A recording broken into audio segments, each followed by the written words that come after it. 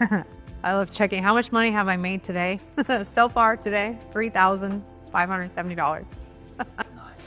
I haven't even, did I log in? I think I may have looked at the YouTube or something like that, but yeah, mostly it's hands-free at this point. That's what actually happened in April. Dana and I had met in October, or we got pregnant in October. So I'm leading up to the point where, you know, we're going to be having this baby. I'm not going to be, and I'm at this point, I'm the only one like working at my business. I brought on one of the instructors I knew from the past job I had, but all he did was teach classes. You could not ask him to do anything else. He's like 70 something years old, not technology wise, but he can get on Zoom and he can teach and he's amazing. I was running all customer service type stuff. I was answering every YouTube comment. I was answering almost every single Facebook comment. I was answering every email that came in, and it was beginning to get, you know, a lot. You know, we're up to, you know, $30,000. I think February was like 27,000. March was 40,000. And all of this means customer service, you know, more and more people coming in, having to upload videos, having to do the comments. And I was getting to a point where I was super, super stressed because it was too much. And David had even commented how much I was on my phone all the time. I'm like, I'm literally running my business on my phone. Like, what else am I supposed to be doing? I can't not do this. At least that was a kind of a belief that I had.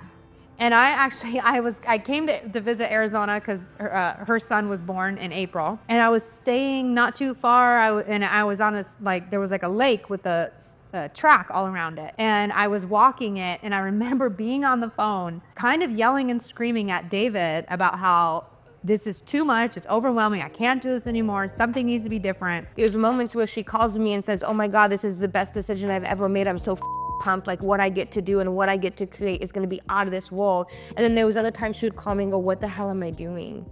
What I also witnessed during this time was messages from Melissa with my family tagged, hey, I want to fly you guys all out for this thing. Hey, I ended up really liking this mushroom coffee, so I bought you a subscription. I hope you like it. Hey, I really want to do something nice for you and Layla. Can I get you guys tickets and bring you out here? And then the moment that we're with her, everything, she's, let me take care of this. Let me take care of this. I got this. Do you need this? I can get you this. Melissa has always been a generous person, but for the first time ever, I was really seeing money exemplify a beautiful characteristic in somebody, and that was evidence that I so desperately needed. I was worried that if I made more money, I wouldn't necessarily make a bigger impact. I was worried that if I made more money, somehow something in me would flip a switch and I would just, you know, turn into this evil person who didn't want to help anybody because I had everything that I needed. Even that is a lack mindset. I was also talking to another company who was in the testing space. They weren't specific to insurance. They had a system that put the way that you answer questions, it's called space repetition technology. They had this really cool system for the way that you do questions, exam prep questions. And they were actually interested in partnering with me, taking on part of my company, but I would also get a part of their company. And they wanted me to be their talent recruiter and find other people like me in every test category there is, right? Like there's a lot of jobs that you can get where you have to take a test in order to get the job, just like insurance. That's what I was helping people with. And they're like, we want you to find a version of you in every testing category so that we can build our company out and have every type of test prep in our company. And I was interested in that because it meant that I would now get help with running my company and I wouldn't have to do it all alone. David was so opposed to the idea, so was Christine. Both of them were like, we're not feeling it, we're not into this. And I was like, I just need relief. Like I'm a one-woman business doing all the customer service, all the Facebook comments, all the emails, all the technology problems, whatever. I'm doing all of it on my own and just feeling overwhelmed. I had already kind of started talking to Randy, who worked with me at the corporate company where I did this at a full-time basis. We were friends. She came and stayed with me for a couple nights. At one point, we got to talk about Insurance Exam Queen and what she was doing. She was my friend well before I had gotten her the job there as just a teacher alongside me. And then I recommended her for the manager position when that came up because I'm not a manager and she does have managing experience. And I had gone to visit her on the way to like my mom's house sometime in March of 23 or February perhaps, I don't remember. I stopped by her place to spend the night, grab some baby stuff that she was gonna donate to me. And I pulled up my website and I showed her how the sales were coming in and how much money we were making. And I was like, we can make, look, I'm making a good amount of money here.